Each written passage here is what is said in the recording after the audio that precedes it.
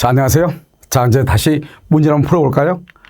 자, 보시면 이제 6번 한번 보셔요. 자, 6번 보시면 공무원의 직무행위에 관하여 부정한 청탁의 대가. 이런 대가란 말이 있고요. 여기 금전이란 말이 있죠.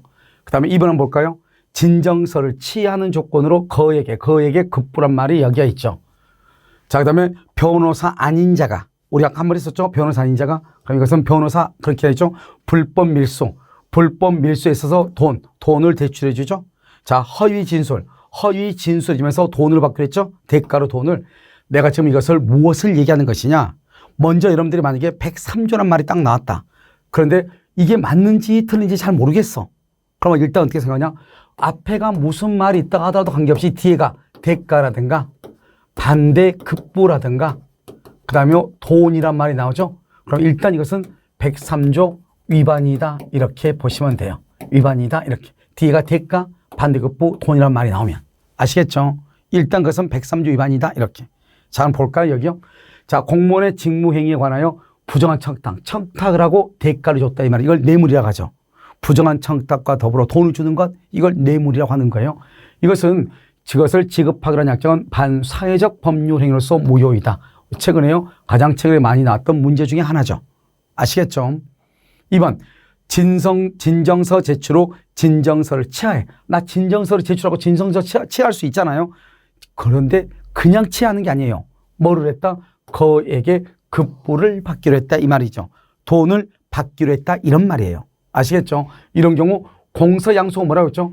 공적인 질서죠. 공적 사회 질서죠.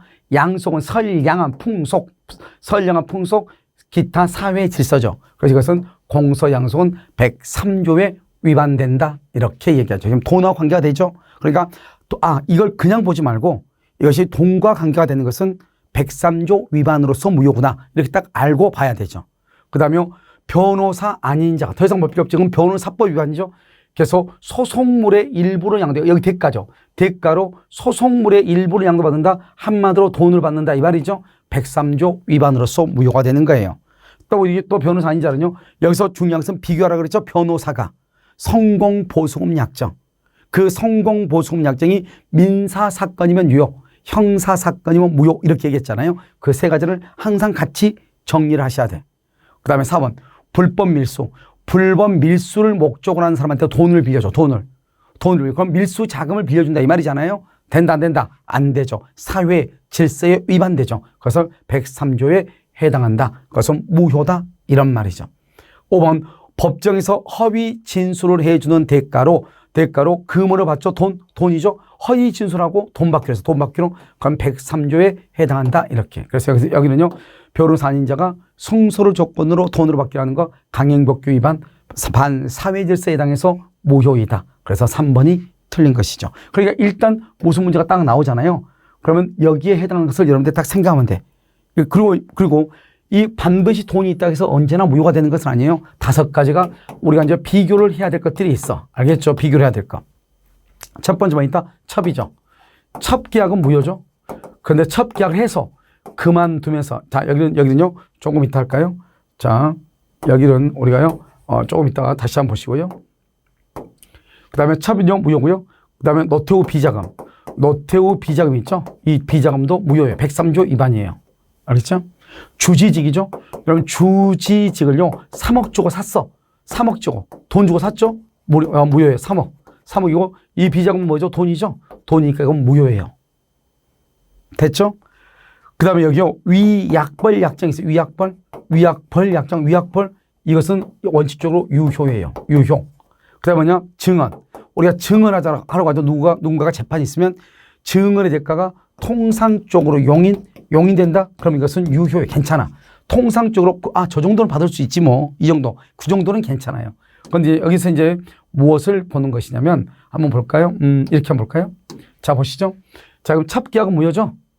그런데 첩계약을 해서 그만두면서 그 다음에 양육비를 주는 것. 그럼 양육비 생활비를 주는 것.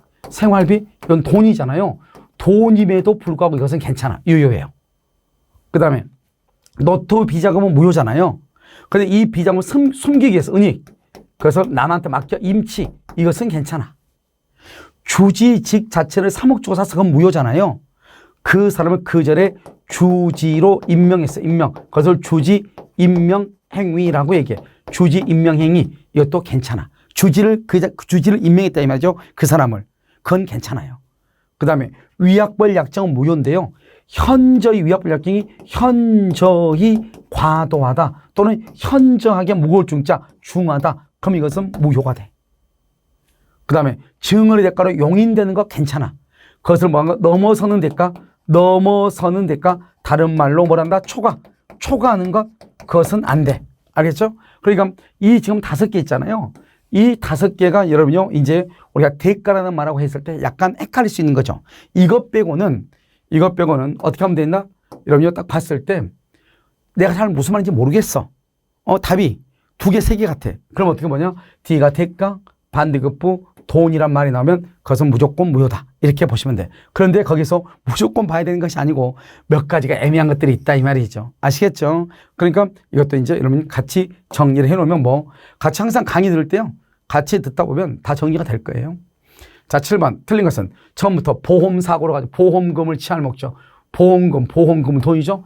보험금을 부정취득할 목적 보험사기죠. 반사회적 법령에 해당한다. 이렇게. 소송에서 증언 나왔네. 증언. 키워드가 증언이죠. 증언을 조건으로 통상적으로 용인된다. 용인되는 수준 이것은 괜찮아.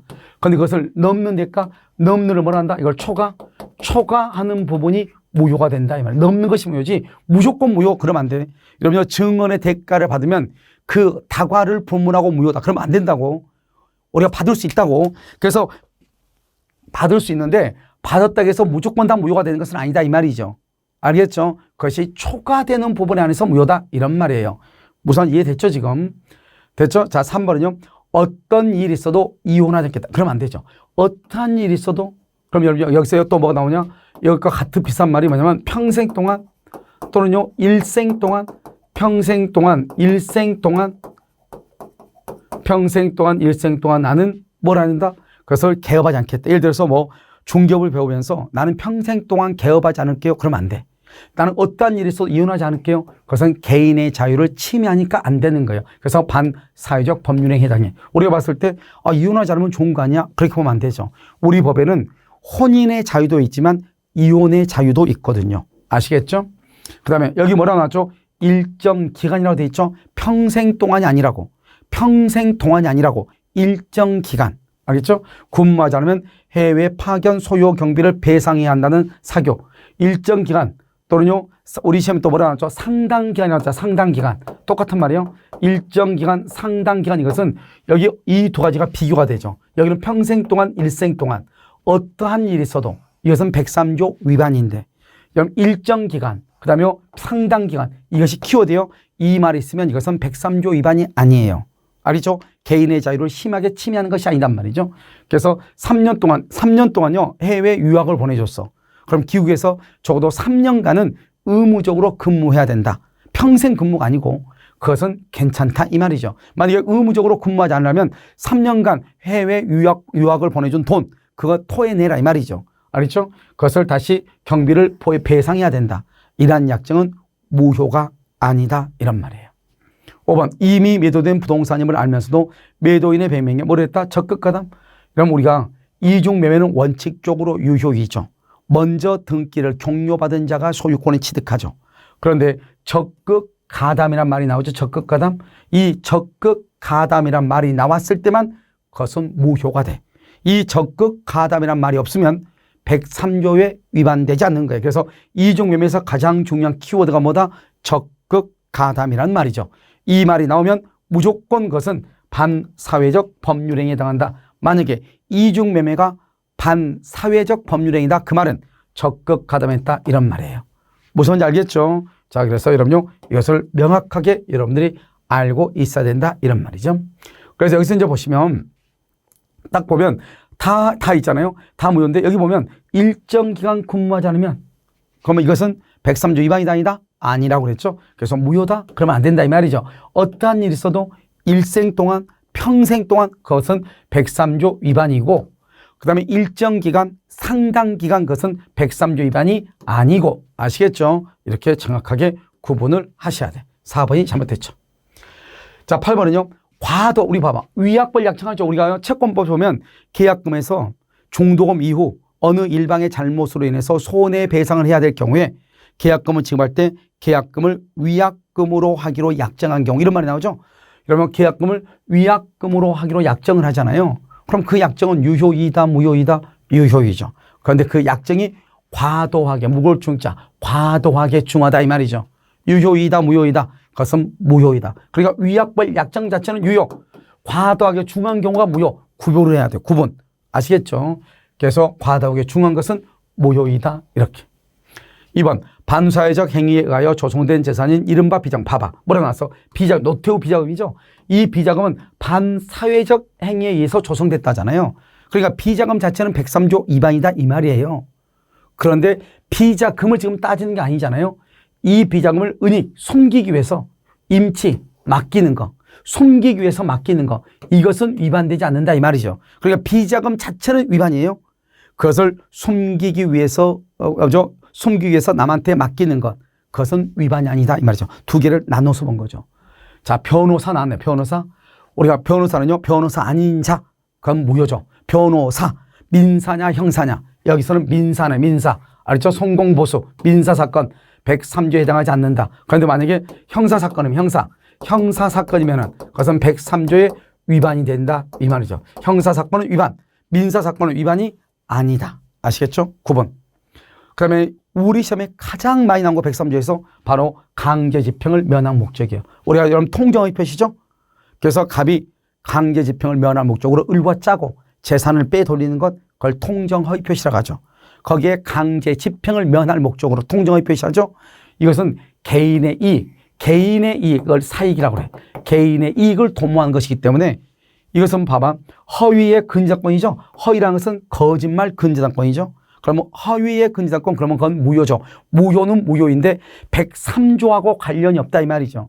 그러니까 거짓말로 근저당권을 왜 했느냐? 경매를 당하지 않기 위해서 강제집행을 면탈할 목적으로 했다 이 말이죠. 이것은 반사회적 법률행위에 해당한다. 틀렸다 이 말이죠. 그건 왜 그런다? 왜 이것을 반사회적 법률행위인지 아닌지를 판단해야 되느냐? 우리가 강행법규 위반이라고 했죠. 한번 얘기했는데 그것은 무효이죠. 우리가 강행법규 위반으로서 무효가 되면 어떻게 돼요? 그것은 이 무효가 되면 이것이 103조하고 관계가 있느냐? 103조하고 관계가 없느냐? 103조 관계가 있으면 746조 불법 원인 급여에 해당해서 반환을 청구할 수 없고 103조와 관계가 없으면 746조 불법 원인 급여와 관계가 없고 반환을 청구할 수가 있다 이 말이죠. 잘 봐 이제 이거. 이걸 잘 보라고. 여기가 강행법규 위반으로서 무효이잖아요. 무효. 알겠죠? 강행법규 위반으로서 무효라고 해서 무조건 103조 위반이 아니라고요. 103조와 관계가 없는 무효도 있다고요. 이게 바로 뭐다? 이러면 가장매매죠. 가장근저당권, 가장매매 108조죠. 이 108조는 개인의 이익을 위한 것이라고요. 공공질서, 공공의 이익, 사회의 질서와 관계가 없이 자기 자신의 이익을 위한 것이라고 그것을 사익이라고 하는 거예요.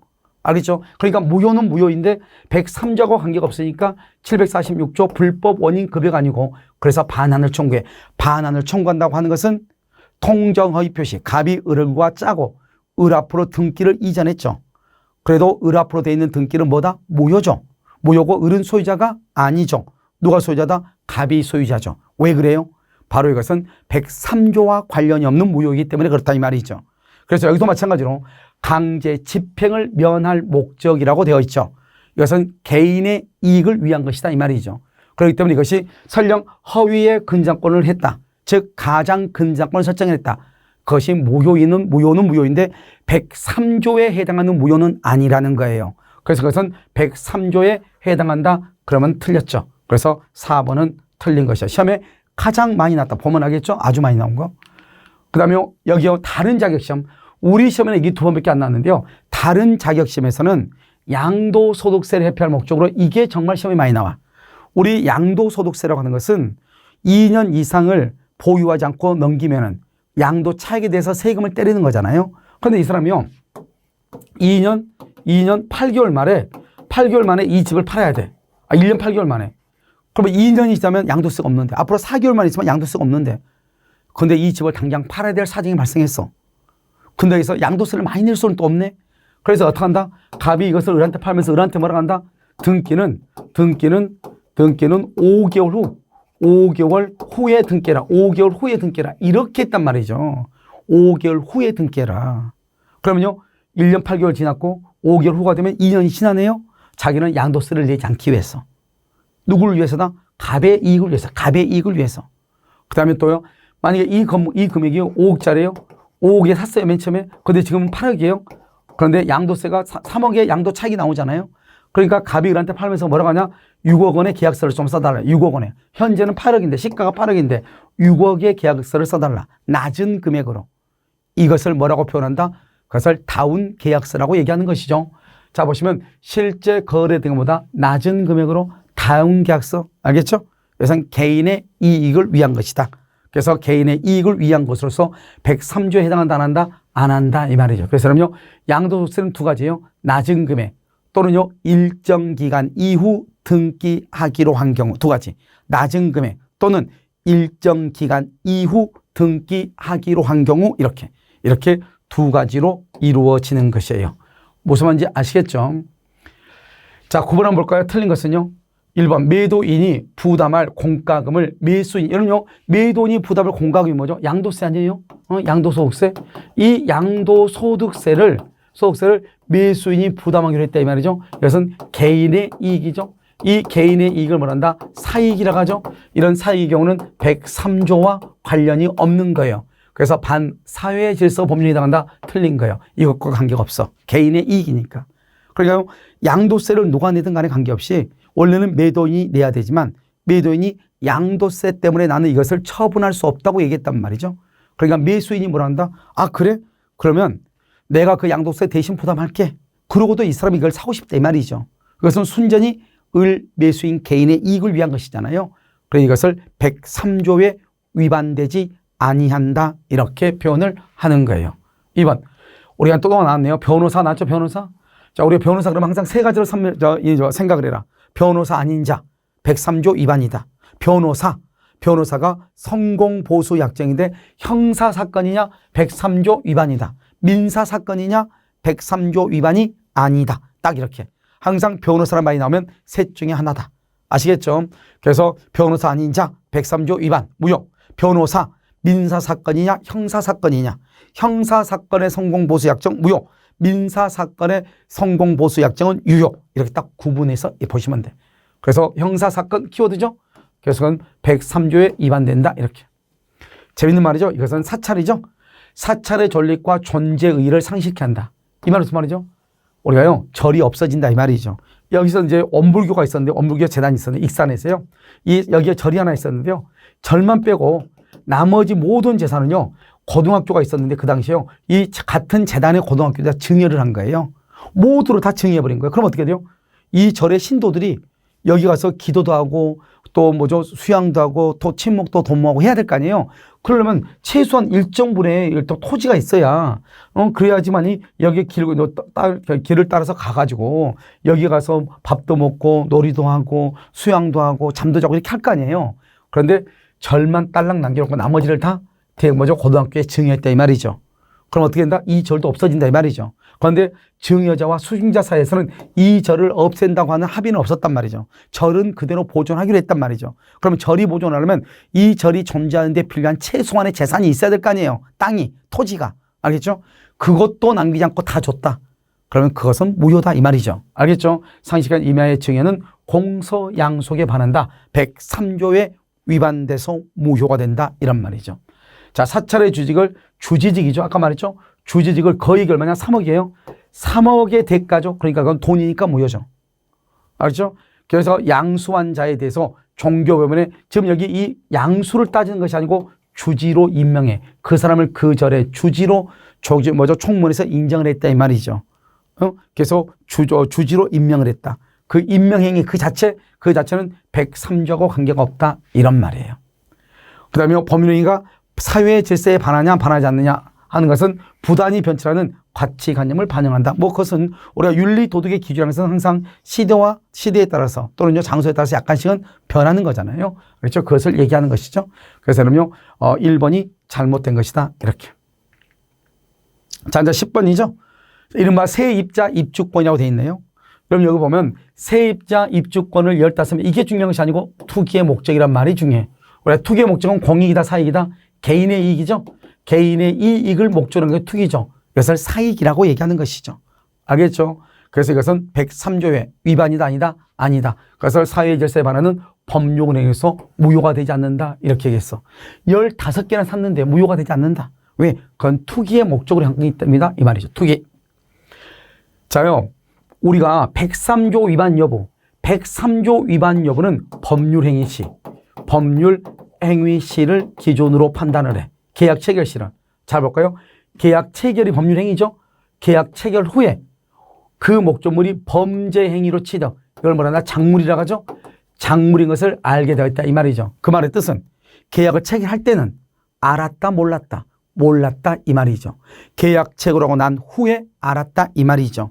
이것을 계약 체결 후 범죄 행위로 취득하게 된 것을 알게 됐다 하더라도 선량한 풍속 기타 사회의 질서에 뭐하지 않는다? 반하지 아니한다. 이렇게 얘기하죠. 그래서 반하지 아니한다. 왜? 계약 체결 시 법률 행위 시에 작물인 걸 알면서 샀으면 무효. 그런데 그걸 모르고 사고 나중에 알았다 이 말이죠. 그것은 103조에 위반되지 아니한다. 이렇게 얘기하는 것이죠. 그 다음에 이름요. 위약벌 약정이죠. 위약벌 약정은 원칙은 유효. 현저하게 과도하다. 과도하게 중하다. 이런 말이 있으면 무효. 이렇게 얘기했죠. 자, 위약벌이죠. 위약벌이 과도하게 무거운 경우. 무거울 중자. 현저하게 중하다 이 말이죠. 이때는 원래 위약벌 약정은 유효. 그런데 그것이 과도하게 중하다. 현저하게 중하다. 그러면 그것은 무효. 그래서 103조에 반하여 무효가 된다. 이렇게. 알겠죠? 4번. 반사회적 법률행위는 당사자가 무효인 줄 알고 추인. 그럼요. 이 추인이죠. 반사회적 법률행위는 절대적 무효로서 103조 위반이죠. 그건 추인이 되잖아. 그래서 우리가 여기서 추인이 되는 것과 되지 않는 것을 여러분요. 딱 정리를 해버리면 돼. 추인이 되는 건 뭐가 있어요? 107조, 그 다음에 비진입 표시, 108조 통정의 표시로서 무효인 경우. 그 다음에 착오나 사기나 강박 등으로 취소된 후이죠. 취소가 되면 뭐가 되죠? 무효죠?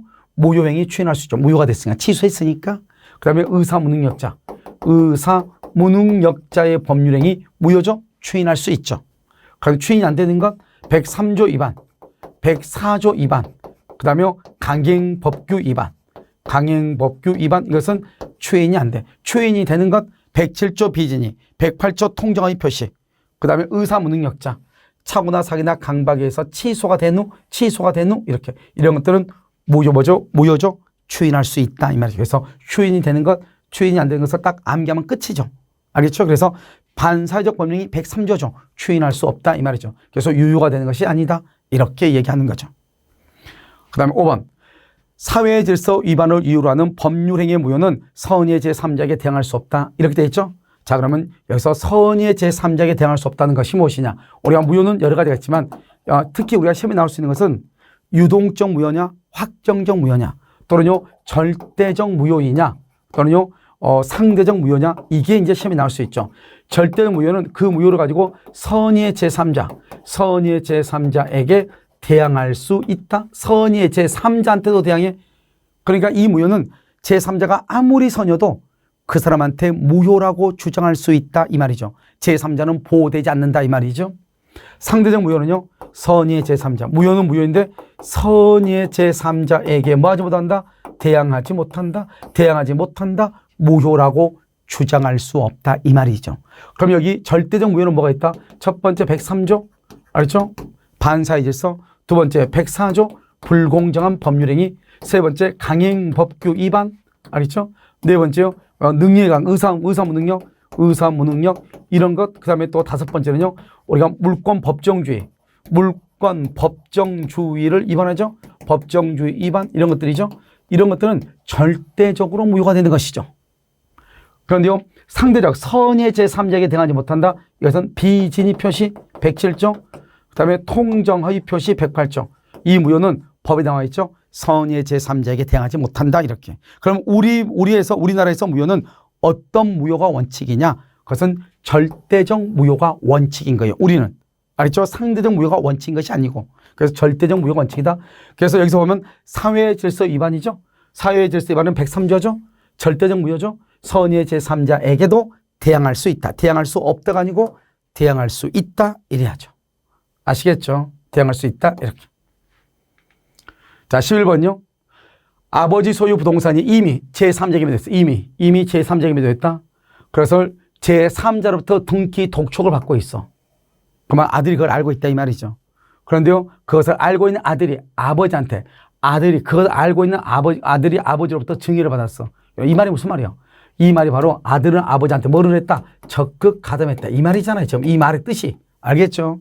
그러니까 아버지가 집을 팔아서 매수인이 빨리 등기해달라고 날마다 찾아서 행패 부리고 그래. 그걸 아들이 알아. 알면서 아버지한테 그걸 증여를 받았어. 그 말의 뜻이 뭐예요? 독촉을 받고 있는데도 불구하고 등기하지 않고 있다가 아들한테 증여를 했다고 하는 것은 재산을 빼돌렸다 이 말이죠. 재산을 빼돌린다는 말이 바로 두 사람이 짜고 했다 이 말이죠. 두 사람이 짜고 한 것을 바로 뭐라고 한다? 적극 가담이라고 얘기하는 것이죠. 알겠죠? 그래서 적극 가담은 뭐라고 나온다? 이런 말로 나오죠. 통정했다. 두 사람이 통모했다. 알겠죠? 두 사람이 짜고 했다. 기망을 해서 했다. 뭐 이런 말이 나오죠. 이것도 다 적극 가담이라고 하는 뜻이에요. 아시겠죠? 지방자치단체죠. 이런 지방자치단체부터 사람이죠. 법인이죠. 사람이 골프장 사업계획 승인을 해주면서 뭘 받을까? 기부금 돈이잖아, 돈. 아까 말했죠. 돈하고 관계되면 다 무효라고 그랬죠. 그래서 골프장 사업 승인을 해주면서 돈 받기로 했다 이 말이죠. 그것은 103조의 위반이다. 벌써부터 틀렸죠. 그것은 103조에 반한다 이 말이죠. 알겠죠? 반한다. 그 다음에 반사회질서의 법률에 해당하는지 아까 언제라고 했죠? 법률행위 시, 계약 체결 시. 여기요. 법률 행위가 이루어진 때, 계약이 성립된 때. 알겠죠? 그 후 그러면 안 돼. 계약 체결 후 안 돼. 계약 체결 후 작물임을 알았다. 괜찮다 이 말이죠. 103조 위반이 아니다. 아시겠죠? 그럼 이것은요. 104조도 동일해. 그래서 불공정한 법률행위죠. 그 불공정한 법률행위의 경우에도 마찬가지로 계약 체결 시, 법률 행위 시를 기준으로 판단을 하는 거예요. 아시겠죠?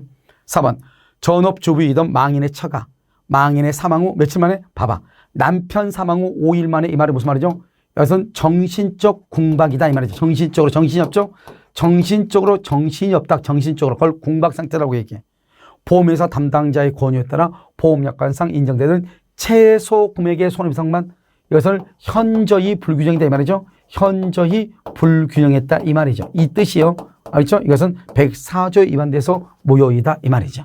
이게 뭐냐면 남편 갑이 뭐냐면 골프 용품이죠. 골프 용품 점을했단 말이죠. 근데 이 사람이 항상 주변에 뭐라고 얘기했냐? 너무 사업이 안 된다고. 빚이 너무 많다고. 돈을 너무 많이 빌렸다고. 접을까 고민한다고. 항상 주변에 이런 말하고 다녔어. 왜? 누군가가 돈 빌려달랄까 봐서. 그런데 이 사람이요. 교통사고로 사망한 거예요. 그러니까요. 이 갑이라는 사람이 하고 이제 와이프가 처가 있을 거 아니에요. 이 갑이라는 사람이 먼 직접 친척벌 되는 A가요. 자기 재수 씨가 큰일 났잖아요. 평소에 항상 사업 안 된다고 했지 돈 빌렸다고 했는데 이 사망에서 사망보험금이라는 게 딸랑이 있는데 이 사망보험금을 누군가가 채권자들이 다 가져가 버리면 자기 재수 씨하고 조카들이 살기가 힘들잖아요. 그러니까 이 사람이 보험회사 직원을 불려가지고 지금 오늘 빨리 사망보험금 좀 달라고. 그냥 가장 최소 금액. 그럼 최소로 법을 은행 보험회사 줄 수 있는 그 금액 빨리 달라고. 왜? 누구를 도와주기 위해서? 자기 재수 씨를 도와주기 위해서. 그런데 나중에요. 다 사망 처리하고 나서 나중에 보니까 남편 사업이 안 된 게 아니고 남편이 돈을 빌려달라고 한 사람이 많다 보니까 주변에 그것을 하지 않기 위해서 자꾸 힘들다, 돈 없다고 얘기한 것이에요. 실제로는 아주 건실한 사업체인 거예요. 그러니까 나중에 이제 정신 차려서 보니까 자기는 너무 적은 액수의 돈을 받고 합의한 거예요. 그 당시에는 정신이 없었던 거예요. 알죠? 남편의 빚이 얼마인지 계산해 볼 여유가 없었던 거예요. 알죠? 정신적 공박 상태에서 최소 금액만 받았다는 것은 현저하게 불공정했다. 이런 말이죠. 그래서 이 두 가지가 합치면 뭐가 된다? 불공정한 법률 행위가 해당해서 무효가 된다. 이런 말이에요. 아시겠죠? 이렇게. 반사회 질서 행위의 무효는 이를 주장할 이익이 있는 자는 누구든지 이런 봐봐요. 무효죠. 103조뿐만 아니라 104조뿐만 아니라 모든 무효는 누구든지 주장하는 거예요. 자, 무효의 3대 원칙. 무효는 성립 당시부터 효력이 없고 무효는 누구든지 주장할 수 있고 무효는 언제까지나 효력이 없다 이 말이죠. 언제까지나 효력이 없다. 이것을 무효의 3대 원칙이라고 하죠. 그래서 정확하게 알고 있으면 되죠. 그래서 누구든지 뭐 할 수 있다. 주장할 수 있다. 이렇게 얘기를 하는 거예요. 그래서 정답은 2번이죠. 자, 12번은요. 갑과 을 사이에 갑소유 X 토지를 을에게 이전하는 매매 계약이 체결된 후 갑은 이러한 사정을 잘 아는 병에게 이를 다시 매도하고 등기했다. 이걸 우리는 이중 매매라고 하죠. 자, 보시면요. 이렇게 갑이 있고 을이 있죠. 갑이 이것을 또 병하고 계약을 했죠. 그럼 이걸 이중 매매죠. 그러면 두 사람 다 갑에 대해서 등기 청구권이라고 하는 채권을 가지고 있죠. 우리나라는 계약 자체를 했다 해서 매수했다 해서 소유자가 되는 것이 아니고 우리나라는 형식주의에 의해서 등기를 함으로써 소유권을 취득하는 거예요. 여기 보시면 부동산 물권 변동은 매매의 합의뿐만 아니라 등기까지 필요하므로 누구만 소유자다? 먼저 등기한 사람이 소유자다. 여기서 보면 병에게 등기를 했다. 그렇죠. 병한테 병 앞으로 등기가 됐다. 그래서 먼저 등기가 된 병이 소유자가 된다. 그래서 병만 소유자가 된다. 맞는 말이죠. 2번은요. 갑과 을의 매매계약 체결로 건물 소유권은 이미 을에게 이전 틀렸죠. 우리가 계약이 체결됐다고 해서 소유권이 이전되는 것이 아니에요. 반드시 뭐가 있어야 돼? 등기가 있어야 돼. 등기가 있어야 된다. 그래서 여러분요. 갑은 여전히 병하고 계약할 수가 있죠. 2번은 틀렸죠. 3번 병이 갑의 제2 매명에 뭘 했다? 매명에 적극 가담했다. 만약에 병이 여기에 적극 가담했다 이 말이죠. 적극 가담을 했으면 이것은 유효이다 무효이다. 이것은 무효다 이 말이에요. 무슨 무효다? 절대적 무효이다. 그래서요. 여기가 가담했다. 그것은 아무런 원칙상 문제는 발생하지 않는다. 문제가 발생하지 않는 것이 아니고 이것은 무효가 되는 것이다. 이 말이죠. 무효가 된다. 4번 병이 갑을 사이에 매매 사실에 대해서 악의이다. 악의인 이상 매매 계약의 합의는 반사회적 법률행위에서 당연히 무효다. 그렇잖아요. 우리가요. 여기서 적극 가담이란 말이 뭐냐? 그것은 첫 번째 하고 두 번째 요소를 이것을 플러스가 돼야 돼. 갑과 을의 제1 매매 계약이 있다고 하는 것을 알면서도 이거 뭐죠? 악이죠? 악이다. 악이만 되면 이것은 유효가 돼. 알면서도 병이요 갑한테 가서 자기 앞으로 매도를 요청하고 그것을 유도해. 그럼 이것은 무효가 되죠. 그래서 매도를 요청하고 유도해. 그랬을 때 무효가 돼. 이 두 가지를 묶어서 우리는 적극 가담이라고 그래요. 그러니까 단순히 병이 갑하고 을하고 매매 계약이 있다고 하는 사실을 알았다고 하는 것을 악이라고 하죠. 악이어도 병이 등기를 했으니까 소유자가 되는 것이고 반사회적 법률행위가 된다. 그러려면 반드시 무슨 말이 있어야 된다? 적극 가담이란 말이 있을 때만 무효가 되는 것이다. 이 말이죠. 알겠죠? 반드시 무슨 말이 있어야 돼? 적극 가담이라고 하는 말이 있어야 돼. 적극 가담. 알겠죠? 이 말이 있을 때만 무효가 되는 것이다. 이런 말이에요. 그 다음에 5번은요.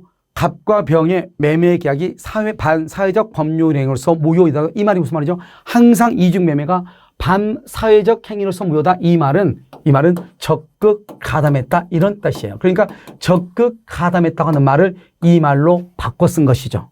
아시겠죠? 병으로부터. 이때 병은 누구죠? 여기서 갑이 있고 을이 있고 이거 병이죠. 만약에 이것이 적극 가담했죠? 적극 가담했을 때 병 앞으로 되어 있는 이 등기 이것은 절대적 무효예요. 절대적 무효이기 때문에 어떻게 된다? 이 병이 이것을 정한테 처분하죠. 정은 선, 악을 불문하고 보호받지 못하고 이 절대적 무효로서 이것은 뭐 할 수 없다? 추인할 수도 없고 그 다음에 이 을은 아직 등기를 받지 않았기 때문에 이 을은 아직 소유자가 아직은 아니죠. 아직은 소유자가 아니니까 을이 병한테 직접 등기를 말소해달라고 청구를 못하고 갑을 뭘 해서 대위해서 등기 말소를 할 수 있다, 청구할 수 있다 이런 말이죠. 알겠죠? 그래서 무효이더라도 병으로부터 다시 부동산을 선의로 가실 없이 양수한 정 여기 정이죠. 정은 선악불문하고 보호되지 못한다. 소유권 취득은 유효이다. 틀렸죠. 소유권을 취득할 수가 없다. 왜 소유권 취득할 수가 없다?